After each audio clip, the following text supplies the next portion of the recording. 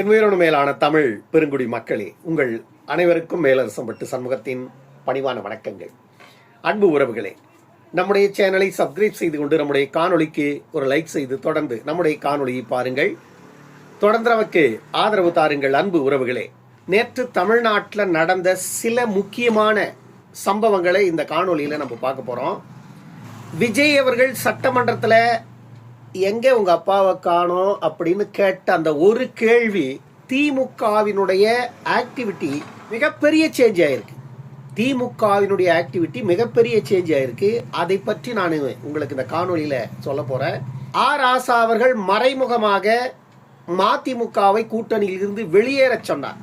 அதே வேளையில் மதிமுக இன்றைக்கு கூட்டணியிலிருந்து வெளியேறுவதற்கான இறுதி முடிவு எடுக்க போறாங்க. அப்படி ஏறக்குறைய அவங்க கூட்டணியிலிருந்து வெளியேறிட்ட மாதிரி தான். பட் அதை பற்றி நம்ம இந்த காணொலியில் பார்ப்போம். நான் ஏற்கனவே பல முறை சொன்னேன், பல காணொலிகளில் சொன்னேன், திமுக மதிமுகவினுடைய 2 சட்டமன்ற உறுப்பினர்களை விலைக்கு வாங்கிட்டாங்க. பல கோடிகள் பேரம் பேசப்பட்டது 2 உறுப்பினர்களுக்கு அப்படின்னு நான் சொன்னேன். 2 நாட்களுக்கு முன்பு, 4 நாட்களுக்கு முன்பே நான் சொல்லிட்டேன். அது இப்ப நடந்து போச்சு. நேற்று மதிமுகவினுடைய உயர்நிலைக்குழு கூட்டத்தில் சீர்காழி சட்டமன்ற உறுப்பினர் செந்தில் செல்வன் கலந்து கொள்ளல. செந்தில் செல்வன் அதற்கு சொன்ன பதில், நான் திமுகவினுடைய உறுப்பினராக மாறிதான் தேர்தலையே போட்டியிட்டேன்.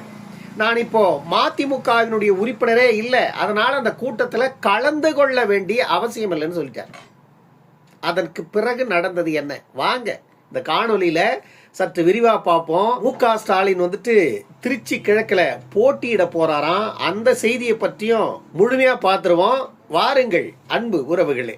முதல்ல மு.க. ஸ்டாலின் திருச்சி கிழக்கு. மு.க. ஸ்டாலின் திருச்சி கிழக்கு புதுசா இருக்குல்ல இது. மு.க. ஸ்டாலினுக்கு சென்னை கொளத்தூர், அவங்க அப்பா நின்னது சேப்பாக்கம், அப்படி இல்லைன்னா பெரம்பூர், இந்த மாதிரி சென்னையில் தான் அவங்க சுற்றி சுற்றி ரவுண்ட் அடிப்பாங்க. அப்படி இல்லைன்னா திருவாரூர், இப்படி தான் இவங்க போய் பழக்கம். ஸ்டாலினுக்கு திருச்சி கிழக்கு புதுசு இல்லையா? ஒருவேளை இது நடக்குமா? உங்களுக்கு நம்பிக்கை இருக்கா? இந்த காணொலியை பார்க்கின்ற அன்பு உறவுகள் நீங்க சொல்லுங்க. திருச்சி கிழக்குல ஏற்கனவே பல முறை தொடர்ந்து திமுக வெற்றி பெற்ற ஒரு தொகுதி, மாற்று கருத்து இல்லை. திருச்சி கிழக்குல தொடர்ந்து வெற்றி பெற்றவர் இனிகோ இருதயராஜ். அந்த இனிகோ இருதயராஜிக்கு தான் இப்போ மிகப்பெரிய ஆப்பை வைத்து விஜய் அவர்கள் வெற்றி பெற்றார். யாரும் எதிர்பார்க்கல திருச்சி கிழக்குல விஜய் வெற்றி பெறுவார்னு, யாரும் எதிர்பார்க்கல. ஆனால் அங்கு திருச்சி கிழக்குல விஜய் வெற்றி பெற்றார். இப்பொழுது திருச்சி கிழக்குல அது மிகப்பெரிய திமுகவின் கோட்டை அப்படின்னு திமுக காரங்க கடந்த காலங்களில் பேசினாங்க. அதுல மிகப்பெரிய ஓட்டை விழுந்து போச்சு. திருச்சியில மட்டும் இல்லை, தமிழ்நாடு முழுமைக்குமே மிகப்பெரிய ஓட்டை விழுந்து போச்சு. திமுகவினுடைய ஆட்டம் அடிமட்டத்துக்கு போயிடுச்சு. ஆல்ரெடி 0க்கு வந்துட்டாங்க. இந்த நிலையில எங்க உங்க அப்பாவை காணும் அப்படின்ட்டு திரு விஜய் அவர்கள் சட்டமன்றத்தில் கேட்க, திமுகவினுடைய மூத்த உறுப்பினர்கள்லாம் ஸ்டாலின் மேல மிகப்பெரிய பாசம் கொண்டு எப்படியாவது இந்த இடைத்தேர்தலில் நம்ம தலைவரை நிற்க வைத்து வெற்றி பெற வைத்து சட்டமன்றத்தில் கொண்டு போய் விஜய்க்கு சவால் விட வச்சிடணும் அப்படின்னு ஒரு முடிவு எடுத்திருக்கிறாங்களாம். அதனால ஸ்டாலினை ரொம்ப வற்புறுத்திட்டு இருக்காங்களாம் திருச்சி கிழக்கில் போட்டியிட சொல்லி. நீங்க நில்லுங்க தலைவரே, அது போதும், நாங்க பாத்துக்கிற மற்ற வேலையை, நீங்க நிக்கிறீங்க, நாம ஜெயிக்கிறோம் அப்படின்னு KN நேரு வேற ஒரு நம்பிக்கையோட சொல்லிட்டாராம் ஸ்டாலினுக்கு. அதனால ஸ்டாலின் இன்னும் இறுதி முடிவு எடுக்கலையாம்.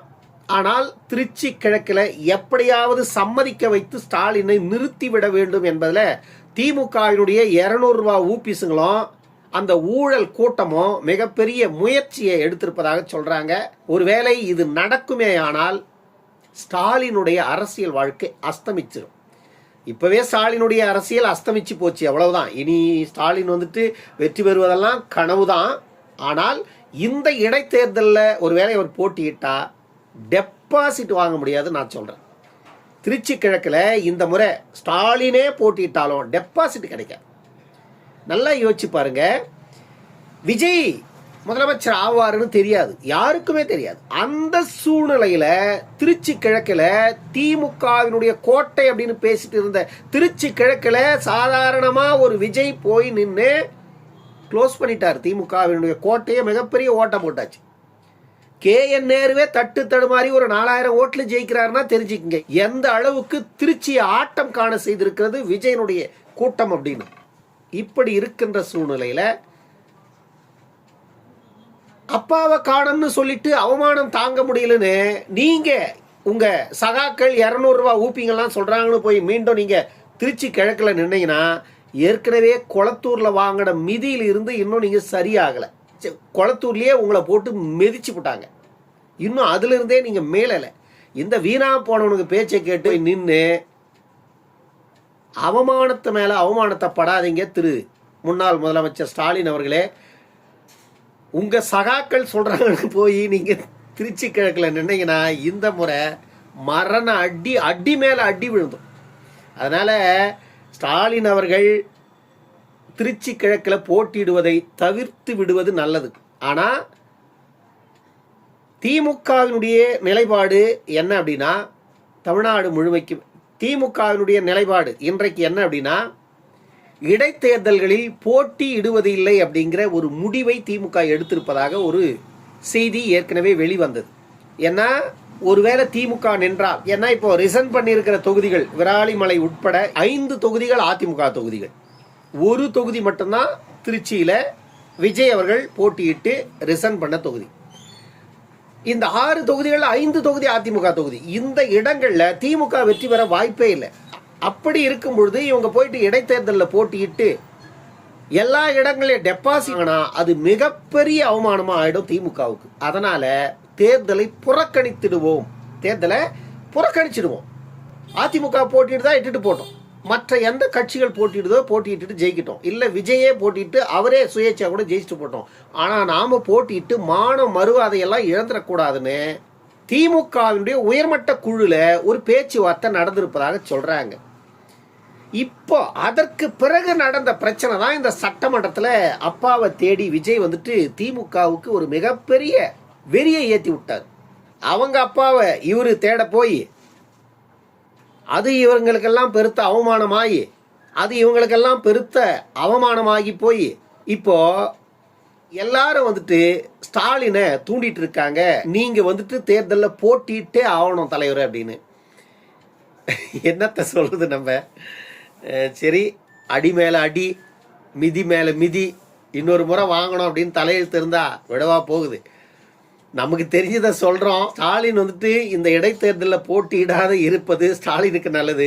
போட்டியிடுவது திமுகவுக்கு மிகப்பெரிய தலைவலி ஏற்படுத்தும். அதுல ஒன்றும் மாற்று கருத்தே இல்லை. தலைகீழ நின்று நீங்க தண்ணி குடிச்சாலும் அதிமுகவே ரிசன் பண்ணி இருக்கின்ற அந்த 5 தொகுதிகளிலும் அதிமுக வெற்றி பெறாது. நான் இப்பவும் உறுதியா சொல்றேன், அதிமுக தான் 5 தொகுதிகளில் ரிசன் பண்ணியிருக்காங்க. விராலிமலை, தாராபுரம், பெருந்துறை, அம்பாசமுத்திரம், மதுராந்தகம், இந்த 5 தொகுதிகளுமே அதிமுகவினுடைய தொகுதிகள். இந்த இடத்துல அதிமுகவே வெற்றி பெறாது. அதிமுக கூட்டணி இப்பவும் அப்படியே இருக்கு. ஏற்கனவே கடந்த தேர்தலில் போட்டியிட்ட அந்த கூட்டணி இப்பொழுதும் அப்படியே அதிமுக கூட தொடருது. அதுல எந்த மாற்றமும் இல்லை. ஆனால் அதே கூட்டணி இப்பொழுது களத்தில் நின்றாலும் ஒரு இடத்தில் கூட அதிமுக வெல்லவே வெல்லாது. அதிமுக கூட்டணியே வெல்லாது. நல்லா யோசிச்சு பாருங்க. விசிக, காங்கிரஸ் ஏற்கனவே திமுக கூட்டணியில் இருந்ததா? கம்யூனிஸ்ட் திமுக கூட்டணியில் இருந்ததா? IUML திமுக கூட்டணியில் இருந்ததா? இப்ப இந்த கட்சிகள் எல்லாம் போயிட்டு டிவிகேவில் சேர்ந்துட்டாங்களா? ஏற்கனவே டிவிகே தனியாக நின்று 2000 ஓட்டு, 3000 ஓட்டு, 1000 ஓட்டு, 500 ஓட்டுல தான் இவங்க தோல்வியை தழுவினாங்க. அந்த இடத்துல இப்போ இவர்கள் எல்லாம் அங்க போய் கூட்டணி சேர்ந்ததுனால ஒரு பக்கம் கூட்டணி பலம், இன்னொரு பக்கம் தாவேகாவுக்கு மிகப்பெரிய மக்கள் செல்வாக்கு பெருகி போயிருக்கு களத்துல. அதை முதல்ல நம்ம கண்கூடா பார்க்கிறோம். தேர்தலுக்கு முன்பு விஜய்க்கு இருந்த வரவேற்பை விட தேர்தலுக்கு பிறகு 2 மடங்காக வரவேற்பு உயர்ந்திருக்கிறது தமிழ்நாட்டில் விஜய்க்கு. விஜய் வந்துட்டு இப்போ விஜய் ஆட்சி மேல ஒரு அதிருப்தி வந்து தொடர்ந்து யார் பேசிட்டு இருக்கிறாங்கன்னா திமுக தான் பேசிட்டு இருக்கு. திமுக மட்டும் தான் பேசிட்டு இருக்கு, அதிமுக தான் பேசிட்டு இருக்கு. ஏன்னா இவங்க பிரதான எதிர்கட்சிகள் பேசிதான் ஆகணும், வேற வழி கிடையாது. ஆனா அதுல உண்மை இல்லை அப்படிங்கிறத நம்ம புரிஞ்சுக்கத்தான் வேணும். அதுல உண்மை இல்லை. அவர்கள் வைக்கின்ற குற்றச்சாட்டுக்கள் எல்லாமே கடந்த ஆட்சியினுடைய நீட்சி. சட்டம் ஒழுங்கு பிரச்சனை தமிழ்நாட்டில் நடக்குதுன்னா அது கடந்த ஆட்சியின் நீட்சி. நேற்று இவர்கள் வந்த உடனே சட்ட பிரச்சனை உருவாவதற்கு வாய்ப்பே இல்லை. அது கடந்த ஆட்சியின் நீட்சி. ஓரிரு மாதங்கள்ல இவங்க கட்டுப்பாட்டுக்கு வந்தால் அது ஆட்டோமேட்டிக்கா சரியாயிடும். கண்டிப்பாக அதை சரி செய்வார்கள் என்ற நம்பிக்கை இருக்கு. அது நடக்கும். கடந்த திமுகவுடைய ஆட்சியில சட்டம் ஒழுங்கு சீர்கெட்டதை போல இனி இந்த ஆட்சியில நடப்பதற்கு வாய்ப்புகள் மிக மிக குறைவது. காலப்போக்கில் சரி பண்ணிடுவாங்க. அதே வேளையில இந்த மின்தட்டுப்பாட்டு பிரச்சனை தொடர்ந்து இருந்தது. அது ஓரளவுக்கு இப்பொழுது சரி செய்யப்பட்டிருக்கிறது. இதுவெல்லாம் கொஞ்சம் கொஞ்சமாக ஓரிரு மாதங்கள்ல இதுவெல்லாம் சரி செஞ்சிருவாங்க. அதன் பிறகு இந்த ஆட்சியின் மேல அவ்வளவு எளிதாக எதையும் விரல் நீட்டி நீங்க சொல்லிவிட முடியாது. அப்படி ஒரு சூழ்நிலைக்கு இவங்க கொண்டு போயிடுவாங்க. அது அவர்களுடைய செயல்பாடுகள் காட்டுது. இது இல்லாம ஆட்சியில சில நபர்கள் சட்டமன்ற உறுப்பினர்களாக இருப்பவர்களும் அமைச்சர்களாக இருப்பவர்கள் மீதும் சில பிரச்சனைகள் அவ்வப்போது வந்துட்டு இருக்கு. இது எல்லா ஆட்சியிலையும் எல்லா கட்சிக்காரர்களுக்கிட்டையும் இருக்கிற பிரச்சனை தான். அது தாவேகாவிலையும் இருக்குது அப்படிங்கிறத நம்ம பார்க்குறோம். அது வந்துட்டு அவங்க உட்கட்சி பிரச்சனையை அவங்க தான் சரி பண்ணிக்கணும். அதே வேளையில் மதிமுகவினுடைய நிலைப்பாடு நான் ஏற்கனவே சொன்னேன். மதிமுகவினுடைய 2 சட்டமன்ற உறுப்பினர்களையும் திமுக விலை பேசி வாங்கிட்டாங்க. இது எனக்கு ஏற்கனவே 4 நாட்களுக்கு முன்பே தெரியும். அப்பொழுதே நான் ஒரு காணொளி போட்டேன் அதை பற்றி. ஆனால் நேற்று மதிமுகவினுடைய உயர்நிலை குழு கூட்டம் நடக்குது. அந்த கூட்டத்தில் சீர்காழி எம்எல்ஏ செந்தில் செல்வன் கலந்துக்கல. அவர் ஏன் கலந்து கொள்ளலை அப்படின்னு அவரை செய்தியாளர்கள் தொலைபேசி மூலமாக கேட்டபோது, நான் வந்துட்டு மதிமுக உறுப்பினரே இல்லை, நான் வந்துட்டு திமுக உறுப்பினராக மாறிதான் நான் போட்டியிட்டேன், அதனால இப்பொழுது நான் திமுகவுடைய சட்டமன்ற உறுப்பினர், நான் திமுகவிலேயே பயணிக்கிறதுன்னு முடிவு பண்ணிட்டேன், நான் இதுக்கு மேல மதிமுகவில் இல்லை அப்படின்ற மாதிரி சொல்லிட்டாராம். முடிஞ்சுதா? சிம்பிளான காரணம். இது வந்துட்டு ஏற்கனவே நான் சொல்லிட்டேன். மதிமுகவினுடைய 2 சட்டமன்ற உறுப்பினர்களும் பேருக்கு தான் அவங்க மதிமுகவுடைய சட்டமன்ற உறுப்பினர்கள். ஆனால் அதிகாரப்பூர்வமாக அவர்கள் திமுகவினுடைய உறுப்பினர்கள். அவங்க உதயசூரியன் சின்னத்தில் எப்பொழுது போட்டியிட்டு வெற்றி பெற்றார்களோ அப்பொழுதே அவர்கள் அந்த கட்சியினுடைய உறுப்பினர்களாக தான் இருக்காங்க. மதிமுகவினுடைய பொதுச் செயலாளராக இருக்கின்ற வைகோ இவர்களை எப்படியாவது மூளை செலவை செய்து ராஜினாமா செய்ய வச்சிடலாம். இவர்களை ராஜினாமா செய்ய வைத்து நம்ம விஜய் கிட்ட போய் சேர்ந்து நாம அங்க ஒரு பதவியை நாமளும் வாங்கிக்கலாம், டெல்லி பிரதிநிதி பதவியை வாங்கிக்கலாம். இவங்க 2 பேருக்கும் அங்க சட்டமன்ற உறுப்பினர் பதவியை வாங்கி கொடுத்து மீண்டும் இடைத்தேர்தலில் போட்டியிட வைத்து பதவியை ராஜினாமா செய்ய வைத்து மீண்டும் இடைத்தேர்தலில் போட்டியிட வைத்து தாவேகாவுக்கு ஆதரவு கொடுத்து, என்ன ஒரு கொடுமை பாருங்க. எப்படியெல்லாம் ஒரு மனுஷன் பதவிக்காக கர்மம் கர்மம் கர்மம். நாய் திங்கிறத போய் தின்னுங்கடா. இதை விட நாய் திங்கிறது, நாய் கூட இப்பெல்லாம் அதை திங்கிறது இல்லை. ஆனா நீங்க அதை விட கேவலமா இருக்கீங்க. உங்களெல்லாம் நான் என்னன்னு சொல்றது, காரி துப்புனாலும் ஜென்மத்தில் உரைக்கிற மாதிரி இல்லை உங்களுக்கெல்லாம். இந்த மாதிரி ஒரு ஈன வேலையை வைகோ செய்கிறார். உண்மையிலேயே சீர்காழி சட்டமன்ற உறுப்பினர் செந்தில் செல்வம் வந்துட்டு, நான் மதிமுகவினுடைய உறுப்பினர் இல்லை, நான் ஏற்கனவே திமுகவில் உறுப்பினராக மாறிதான் நான் போட்டியே இட்டேன் அப்படின்னு அவர் சாதாரணமாக சொல்லிட்டாரு. அதுதான் உண்மையும் கூட. ஆனா அவரை தக்க வைத்துக் கொள்வதற்கு திமுக பேரம் பேசி ஒரு பெரிய தொகையை கொடுத்துட்டாங்க. அதனால அவர் அங்கேயே ஐக்கியமாயிட்டார். இன்னொரு சட்டமன்ற உறுப்பினர் கடையநல்லூர் நினைக்கிறேன், கடையநல்லூர் சட்டமன்ற உறுப்பினர் இப்பொழுது மதிமுகவினுடைய பொதுச் செயலாளர் வைகோ அவர்களுடைய பேச்சை கேட்டு அவர் ராஜினாமா பண்றதுக்கு முன் வந்திருப்பதாக ஒரு தகவல் வெளியாகியிருக்கு. அது நடக்குமா அப்படிங்கிறத நம்ம இன்றோ அல்லது நாளையோ பொறுத்திருந்தா அதற்கான விடை நமக்கு கிடைச்சிரும். இப்போ திமுக வந்து மதிமுகவை முழுமையாக உருவுகின்ற வேலையை செஞ்சுட்டாங்க. திமுகனா என்ன சாதாரணமா? ஏற்கனவே மதிமுகவை சிதைத்து சின்னாபின்னப்படுத்தியது திமுக தான். அது வைகோவுக்கு தெரியாதா என்ன? செஞ்சி ராமச்சந்திரன், எல் கணேசன், இந்த மாதிரி நிறைய தலைவர்கள் மதிமுகவில் வைகோவை நம்பி வைகோவுக்கு பின்னாடி போய் கடைசியில் வைகோவினுடைய செயல்பாடுகளை பார்த்து வைகோவை காரி முகத்தில் துப்பிட்டு இவங்கெல்லாம் மீண்டும் எங்கிருந்து வந்தாங்களோ அங்கேயே போய் சேர்ந்துட்டாங்க திமுகவில். கடைசியில் வைகோவை நம்பி இருந்த யாருமே இன்னைக்கு அவர் பின்னாடி இல்லை. கடைசியில் இப்போ சமீபத்தில் மல்லை சத்யா வெளியேறி போயிட்டார். அதற்கு முன்பு நாஞ்சில் சம்பத்து ஒரு 7-8 வருஷத்துக்கு முன்னாடியே வெளியே போய் ஜெயலலிதா இருக்கும்போது ஜெயலலிதா கிட்ட போய் சேர்ந்தார். இன்னைக்கு தாவேகாவில் போய் வண்டியை ஓட்டுக்கிறாரு நாஞ்சில் சம்பத்து. நல்லா பாருங்க, நாஞ்சில் சம்பத்து மேல நமக்கு பல கருத்து முரண்கள் இருந்தாலும் உண்மையிலேயே மிகப்பெரிய ஒரு இலக்கியவாதி, மிகப்பெரிய ஒரு வாயு வியாபாரி தான், அதுல மாற்று கருத்து இல்லை. மிகப்பெரிய வாயு வியாபாரி, ஆனா நல்ல வாயை வைத்து பிழைக்க தெரிந்த ஒரு வாயு வியாபாரி நாஞ்சில் சம்பத்து. அந்த அளவுக்கு சொல்லாடல் மிக்க மனிதர். இவரெல்லாம் மதிமுகவில் பயணித்தவர். வைகோவின் மீது மிகப்பெரிய நம்பிக்கை கொண்டு பயணித்தவர்கள். ஆனா இன்னைக்கு அவங்கெல்லாம் எங்க இருக்காங்கன்னு பாத்தீங்களா? வைகோ மாதிரி ஒரு கேவலமான அரசியல்வாதி தமிழ்நாட்டில் இன்னைக்கு வேற யாரையுமே பார்க்க முடியாது. வைகோவை அடுத்து நம்ம சொல்லணும்னா திருமாவை தான் சொல்ல முடியும். வைகோ தான் இன்னைக்கு நம்பர் 1. வைகோவினுடைய நிழலா திருமா தான் இருக்கிறார். ஏன்னா திருமாவினுடைய பேச்சுக்கள்லாம் இப்ப பார்த்துட்டு இருக்கிறோம். ரொம்ப கேவலமா அருவருப்பா இருக்கு. எங்க போய் முடியும்னு தெரியல.